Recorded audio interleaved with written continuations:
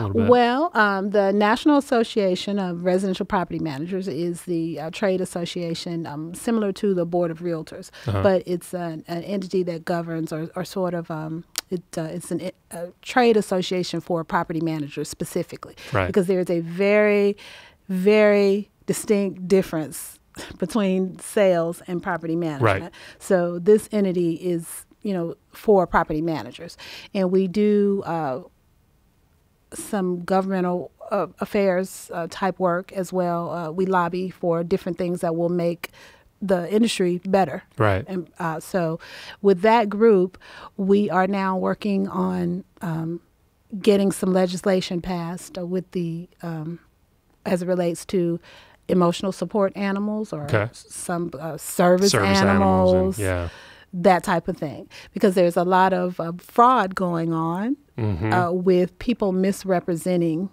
the fact that they have a true need for some type of, assistance animal. And is there no specific qualifications right now in Georgia for that, or is this nationwide? It's a nationwide thing. Some states have actually passed, Alabama being an example, is one state that has passed some legislation that makes it illegal to misrepresent that. So, and the reason behind it seems to be that if I have a no pet policy, but you have Fido, and Fido happens to be a vicious breed, and I tell you, I tell you that we don't accept dogs, or something to that effect, or if we do accept your animal, then there's a deposit or pet rent.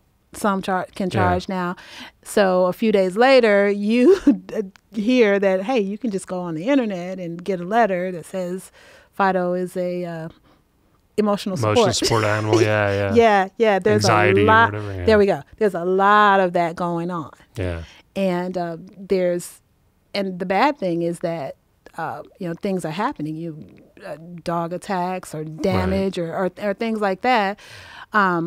When that could be avoided if people would not cheat or try to cheat the system, because there's so many people that actually have a real need for assistance animals. And assistance animal, just that's what the HUD refers to it as. It's an assistance animal, and that refers to housing, like public housing. But then you got a service animal that is in public places. Right. So there's lots of different, verbiage. Distinction. Yeah. Nobody's clear on, or they're not real clear on it at the moment. Exactly. But what is clear is that there are plenty of people misrepresenting the fact that, their need. And there's a couple of things that you have to, as a property manager, or even as an owner, if you were managing your own property, you need to find out if that person has a disability as defined by the